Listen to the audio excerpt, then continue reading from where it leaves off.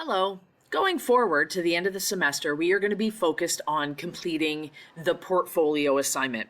This is a key assignment within the OSSLC where you must demonstrate, much like the literacy test, examples that you are proficient in both reading and writing. Whether you're doing this class in person or online, the portfolio assignment is required.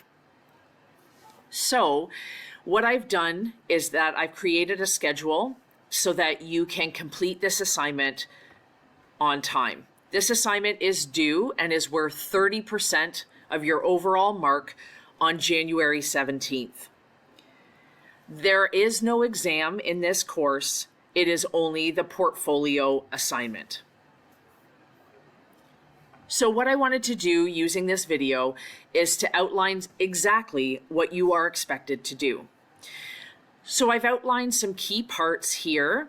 I also wanted to point out that the portfolio assignment is in Content, Unit 5, Activity 1. I have also put the link to that content within the course home on the announcements. It's here and it's also here.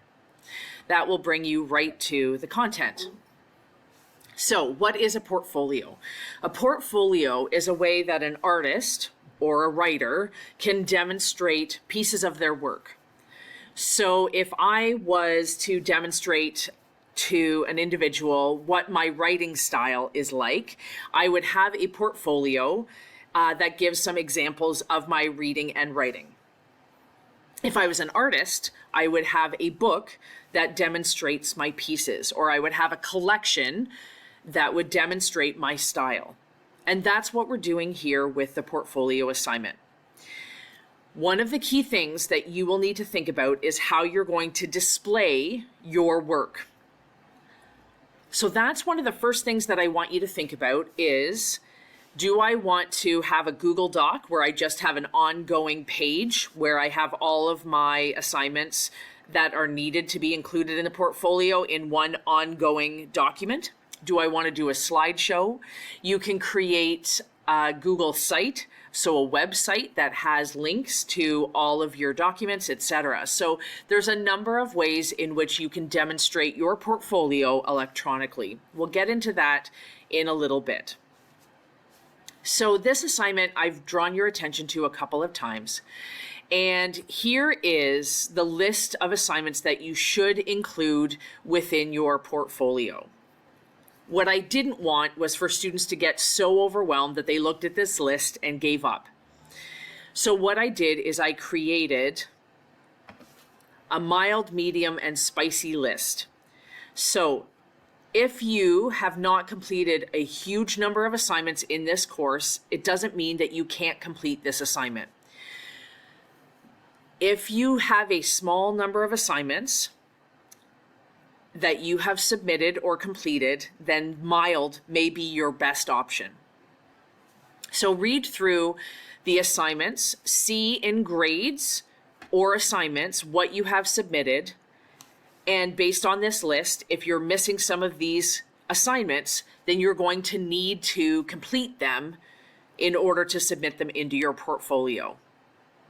So if you would like to look through the mild options, here are the assignments. This is the unit and activity that it came from, and that you're going to include examples of this writing within your portfolio. I want to draw your attention to, it's not just the assignment, but it's also a reflection as well. So maybe you've completed a larger number of assignments. What I wanted to do is make sure that students who haven't completed all the assignments have a medium option. So just to be clear what these percentages are right here, it means that you can get a maximum of 80% on this assignment. So read through the assignments where they're found, see what you have in grades or assignments, and just drawing your attention to the fact that when you hand in your best work, where you've edited them or made sure that they are the best that they can be, that there's also a reflection that you need to complete for each of those assignments. The spicy option, which is the biggest option, is exactly what you see here in the portfolio assignment. I've just copied and pasted it into there. Okay, so choosing a format in which you're going to display your portfolio, and then choosing which of the mild, medium, or spicy options you would like to submit for your assignment is the biggest thing that you can do starting today. So I want you to go through your assignments, see what you need to do in order to be successful, and then to start on that process. For the reflections, there are some criteria that I wanted to draw your attention to. So when it asks you about your reading or writing skills, that this information can actually be found here. The other option that I want you to think about when it says that you're doing a reflection on your pre-reading strategy, you can actually go to the content. So in Unit 3, Activity 3, there was a lot of information that was at the top of the content that actually outlined the pre-reading strategies. So when I go into that unit and that activity, I can actually find the information. So if it's asking you to reflect on something specific, you can actually go back to the unit and the activity and look for that information within there. And I think actually in this example, this was interesting, that we would actually see it in Unit 1 or Unit 3, Activity 1, where there's pre-reading strategies. Yeah, so what are news reports and some of the strategies that you can do going into that. So what I would like to see from you this week is that you are looking at the portfolio assignment, choosing mild, medium, or spicy, and I've included that list here in the announcements as well, so you don't have to go directly into content to find that yet, and figuring out what you're going to do for your portfolio assignment. I will try and post examples of a writing class that created a portfolio. I do not have exemplars at this moment of the OSSLC portfolio, but I will be working on other exemplars so that you can see exactly what you're supposed to be doing this week. Please email me with any questions.